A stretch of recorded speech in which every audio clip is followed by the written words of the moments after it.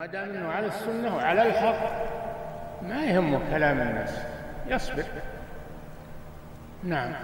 Il est extrêmement grave de mentir sur les savants en leur attribuant des paroles ou des avis religieux qu'ils n'ont jamais prononcés. Ce type de mensonge ne nuit pas seulement aux savants eux-mêmes, mais il sème aussi la confusion dans la communauté en détournant les gens de la vérité. L'éminent savant Al-Sheikh Al-Uthaymin rahmahullah dit dans le tafsir de Surat Al-An'am que mentir sur les savants revient à mentir sur la religion. Et parmi les caractéristiques des gens de l'innovation, on retrouve souvent le fait qu'ils mentent sur Allah Azza wa Jal, sur le prophète Mohammed sallallahu alayhi wa sallam et sur les savants. Prenons l'exemple de ceux qui nient le châtiment de la tombe. Ils ont certes menti sur Allah, car il y a des versets qui indiquent clairement l'existence du châtiment de la tombe. Allah Azza wa Jal dit dans Surat Ghafir: النار يعرضون عليها غدوا وعشيا ويوم تقوم الساعة أدخلوا آل فرعون أشد العذاب. Le feu auquel ils sont exposés matin et soir, et le jour où leur arrivera, il sera dit: faites entrer les gens de Pharaon au plus dur des supplices. Ibn Kathir rahmahullah a dit concernant ce verset: ce verset est un fondement sur lequel se basent les adeptes de la sunna pour prouver l'existence du châtiment de la tombe. Fin de citation. Il en est de même dans la sunna du prophète sallallahu alayhi wa sallam. Il y a des hadiths très clairs qui indiquent l'existence du châtiment de la tombe. L'imam al-Bukhari et Muslim rapportent, d'après Aïcha qu'Allah l'agrée, qui a dit: une femme juive est entrée chez moi.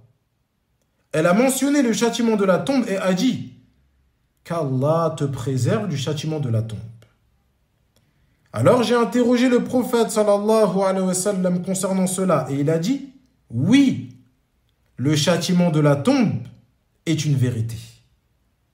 Après cela, je n'ai plus vu le prophète sallallahu alayhi wa sallam prier une seule prière sans qu'il ne demande la protection contre le châtiment de la tombe. Et parmi ceux qui ont renié le châtiment de la tombe, on retrouve le dénommé Ismaïl Mounir, qu'Allah le guide. Il dit concernant le verset de Surat Ghafir que nous avons cité précédemment, je cite: dire que c'est dans la tombe, c'est une interprétation humaine. C'est quelqu'un qui fait dire au verset ce qu'il ne dit pas. Le verset donne une expression très large.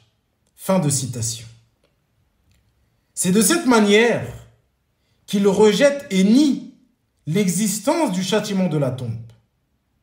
Alors que le verset indique clairement qu'il s'agit du châtiment de la tombe.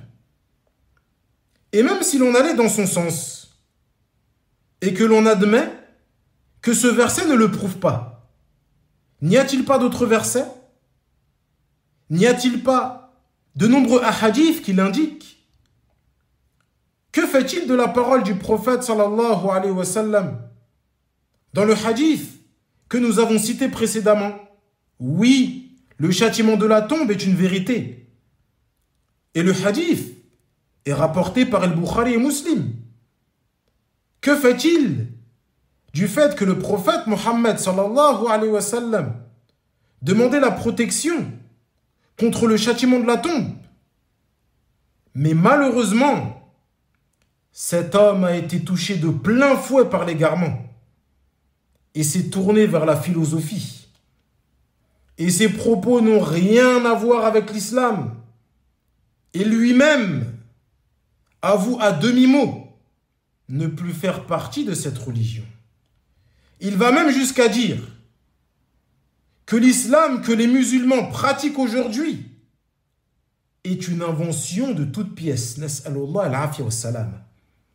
Ou encore, qu'il faut croire en Dieu sans croire en une religion.